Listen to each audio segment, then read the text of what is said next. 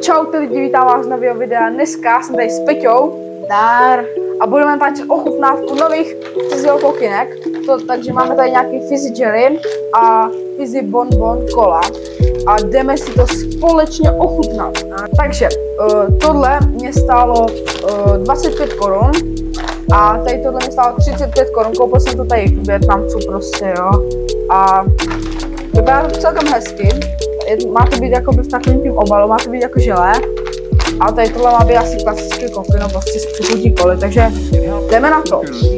Takže teďka první ochutnáme tu kolu a jako, nevím, voní to celkem jako dobře, no, nevím. Jo, je to dobré, taková sherry cola docela. Jo, tak nevím si teď, jo. Takový Coca-Cola. Jo, takhle to vypadá. Takový Haribo to vždycky bylo bývalo.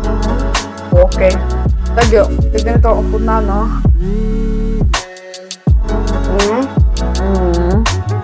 Takové je.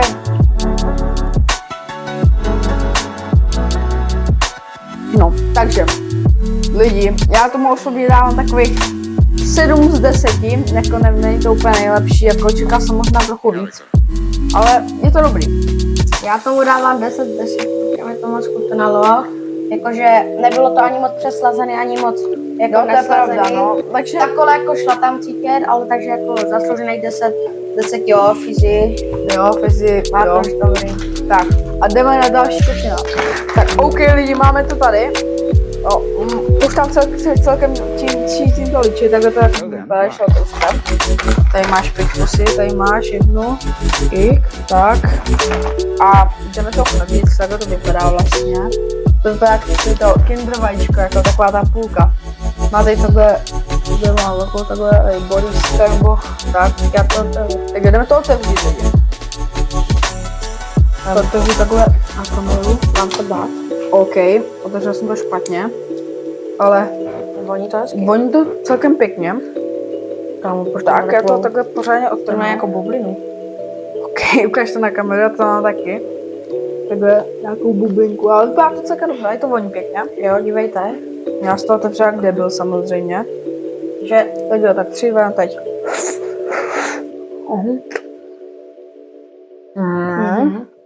To je dobrý hodně. OK. To je jakože, ale takový, já si to musím užít, to je plná chemická chuť, plná. No. OK lidi, takže bonbony jsme ochutnali všechny. Žele dávám asi takových 8 z 10, no 9,5. Je to fakt dobrý, akorát tam trošku cítíme chemickou chuť a takových chemikálie. Takže já tomu dávám jakože, ze začátku to bylo fakt jakože dobrý. 8 z 10 bych tam dala, ale jak pak přestupovala jsem na takovou tu toxickou chuť, já jsem si úplně, Zažila jsem takový úplně přes sladký. No, tak to dáme tady. A tak co Peťo, teďka se ti zeptám, jaký ti nejvíc chutnal kokino. Asi tam ty borisky, co to bylo, ty Coca-Colový. Jo. Tak mě asi osobně nejvíc chutnal to liči, jo. A i když jsem měla tak trochu toxickou chuť. Ale bylo to dobrý lidi. Nemůžu říct, že to bylo špatný. A fizzy máš to dobrý, no. Akorát jediný, co nemám rád, tak jsou takový ty mogu, ty fizzy, no. Koko, nebo jak se to jmenuje. Koko. No tak mě přijde, že to chutná jak šampon, to. Já to mám, no. To mě tam moc nechutná teda, ale mango je fakt dobrý, takže doufám, že máš mango tady tohle taky, to bych chtěl ochutnat.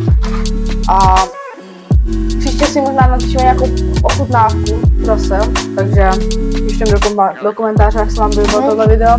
Dejte like a odběr, teď vy taky, Petku Gaming, Games, jo. Games, já nevím, jak to je jedno, ale takhle no. A čau!